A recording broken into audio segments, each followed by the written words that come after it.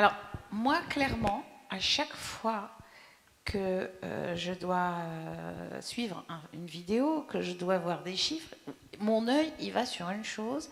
Est-ce qu'il y a autant d'abord de femmes que d'hommes qui parlent, qui ont la parole? Pour moi, c'est fondamental. C'est vraiment la première chose. Alors, dans le micro-trottoir, j'ai remarqué que les femmes étaient les professeurs et que pour les étudiants, je ne sais pas, il ne me semble pas avoir eu d'étudiantes. Donc, vous voyez, ça c'est, moi, mon œil, c'est la première chose qui accroche, c'est de se dire, est-ce que la prise de parole est égalitaire, ou en tout cas, est-ce qu'elle est...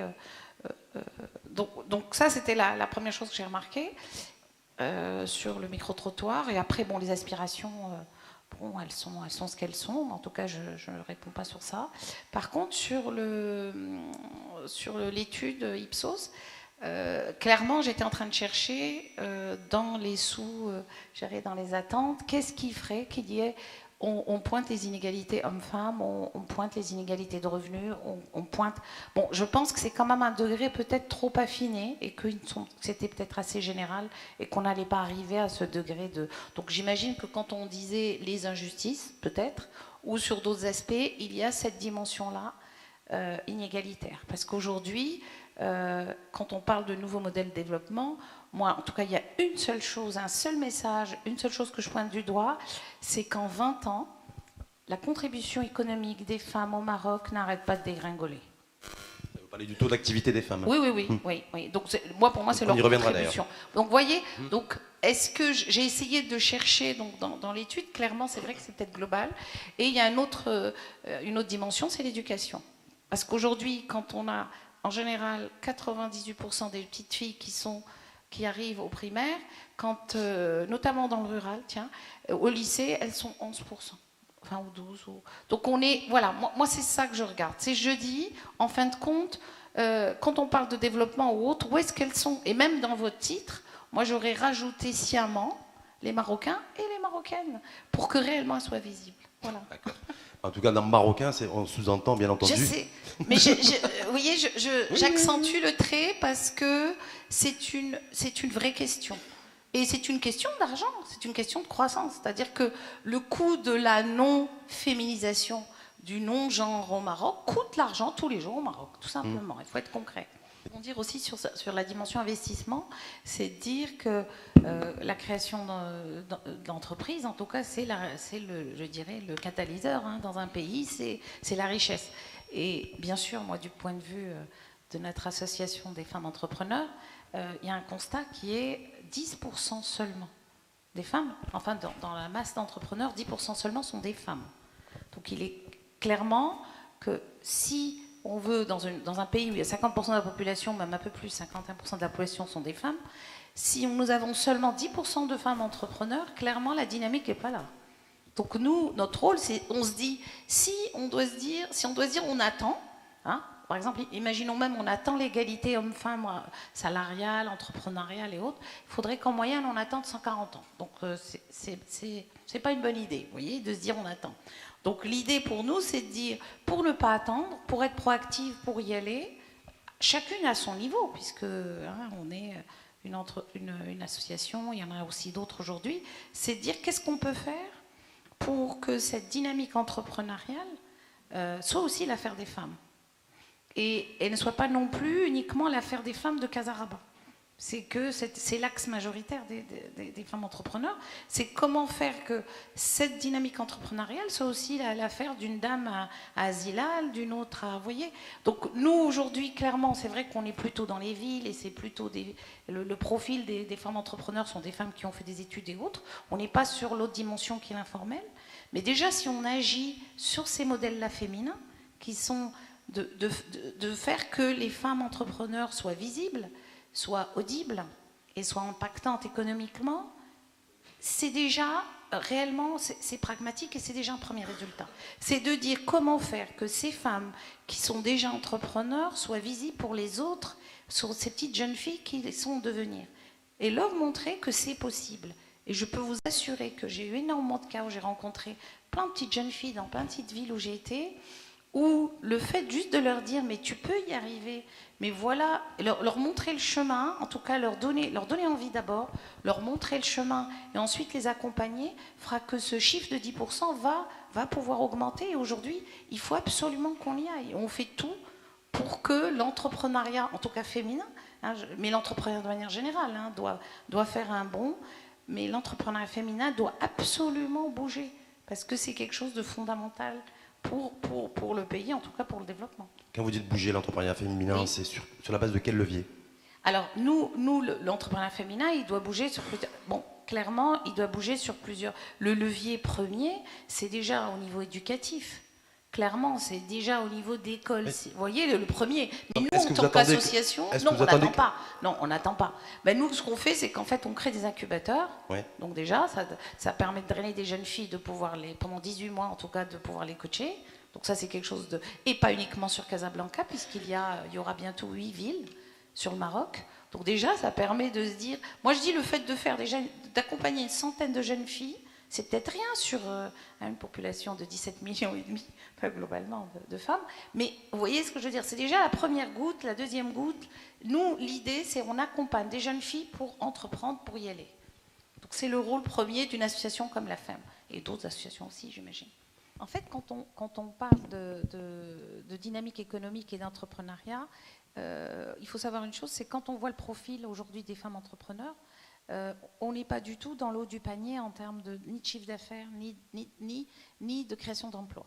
Il faut savoir que globalement, plus de 80% des entreprises, 90% des entreprises gérées par des femmes sont des TPE plutôt. Et nous, on a un gros souci sur les TPE, c'est que c'est elles qui ont le plus gros poids fiscal. C'est-à-dire que la pesanteur fiscale, elle est énorme sur les toutes petites entreprises. Pas parce qu'elles sont gérées par des femmes, mais parce que c'est des petites entreprises.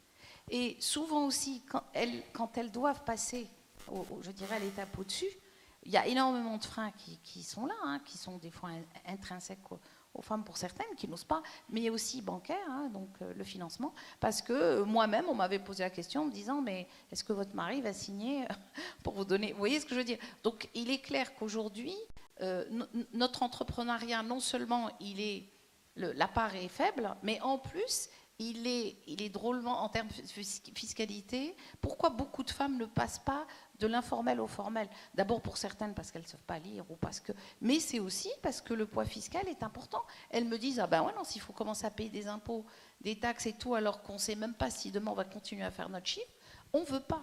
Donc parce que nous, notre rôle aussi, c'est de pousser ces femmes de passer de l'informel au formel. Donc nous, le poids fiscal, pour des TPE, il est aujourd'hui très important. Donc il y a quand même une vraie question, si on veut créer une dynamique pour que les femmes, parce qu'il faut pas se leurrer, pour que les femmes, qu'on entende les femmes, il faut qu'elles aient un poids économique.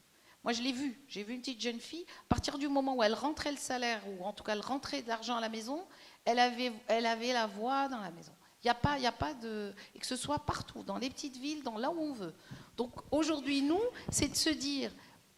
elles n'ont pas accès, l'accès n'est pas suffisant pour cette dynamique et entrepreneuriale. Pourquoi pas de l'entrepreneuriat, de l'auto-entrepreneuriat comme on le voit aujourd'hui.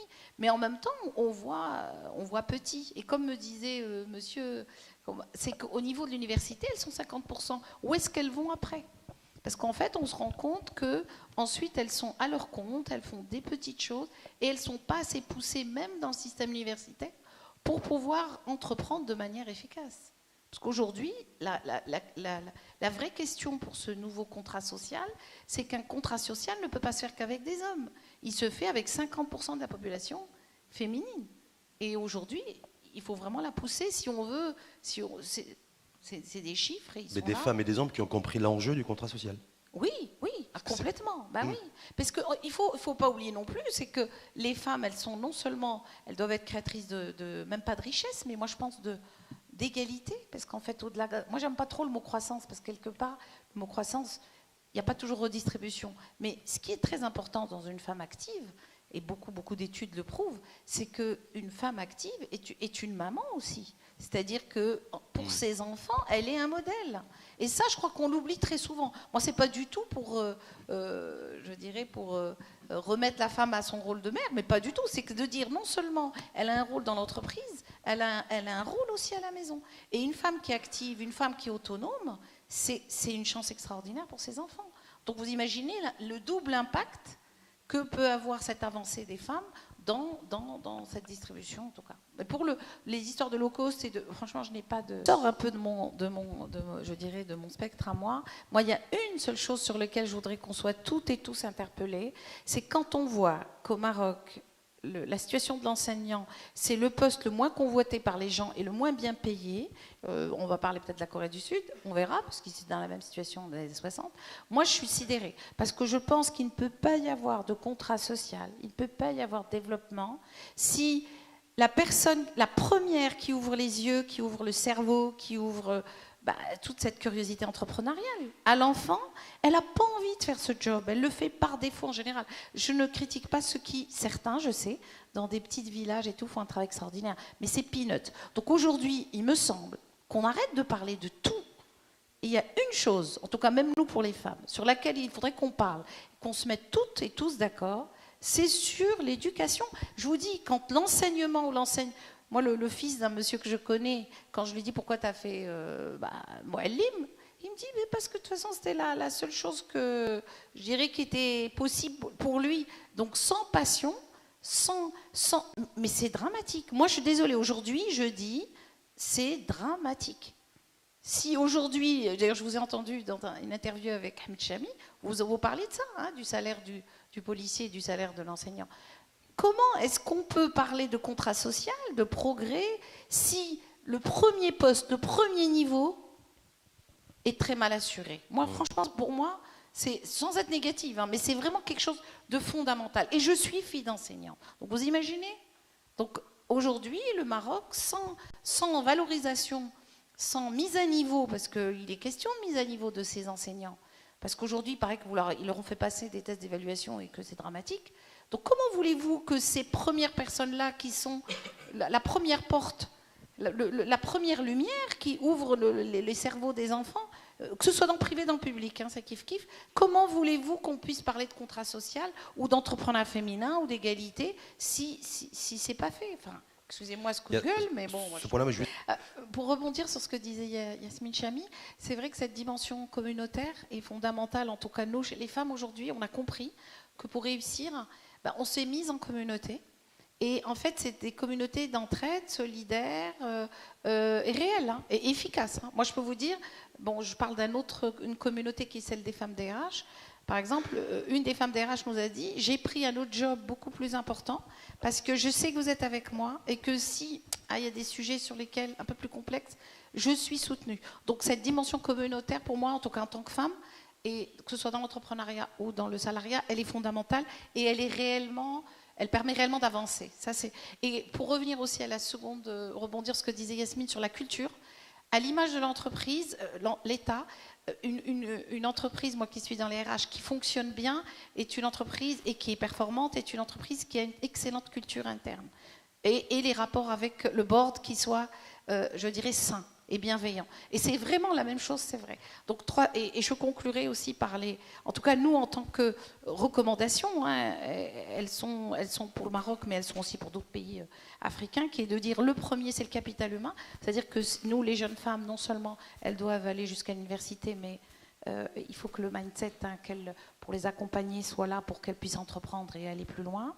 Le second, c'est les possibilités aussi que l'environnement économique soit favorable aussi pour elles.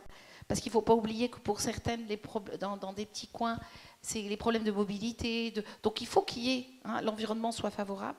La troisième recommandation, qui est un accès égal à la technologie. Il faut savoir que les hommes et les femmes, je ne sais pas si Mehdi me dira s'il a des chiffres. En tout cas, nous, aujourd'hui, on pousse l'agence du digital à nous donner des chiffres exacts sur le rôle des femmes dans le numérique. On ne les a pas. Et on est en train de pousser pour qu'il y ait une étude avec la FEM. La quatrième recommandation, c'est ce que disait aussi Yasmine Chami tout à l'heure, c'est modifier les perceptions et dans la société du rôle des femmes. Et là, c'est le rôle des rôles modèles, c'est le rôle des médias, c'est bien sûr les formations, que ce soit au niveau de... Ça, c'est le quatrième point. Et le troisième, bien sûr, c'est l'application de la loi, mais on est bon sur la loi. Par contre, ça c'est la bonne nouvelle. On a l'article 19 de la Constitution qui prône l'égalité. On a la dernière étude de la Banque mondiale 2020 qui dit que le Maroc est très bien situé en termes d'application de la loi dans la vie de la femme au niveau économique, que ce soit quand elle intègre un emploi, quand elle paye à la maternité, quand elle se marie. Globalement, l'application de la loi, enfin dans les papiers, elle est là. Donc ça, c'est la bonne nouvelle. Donc voilà, moi, les 5, je dirais, et sachant que la FEM aujourd'hui, en tant que communauté de femmes entrepreneurs, a pour rôle encore plus par rapport au nouveau modèle économique, c'est qu'on constitue une task force et on va interpeller la commission par rapport au rôle des femmes. On va être vraiment, au lieu d'attendre, on va y aller.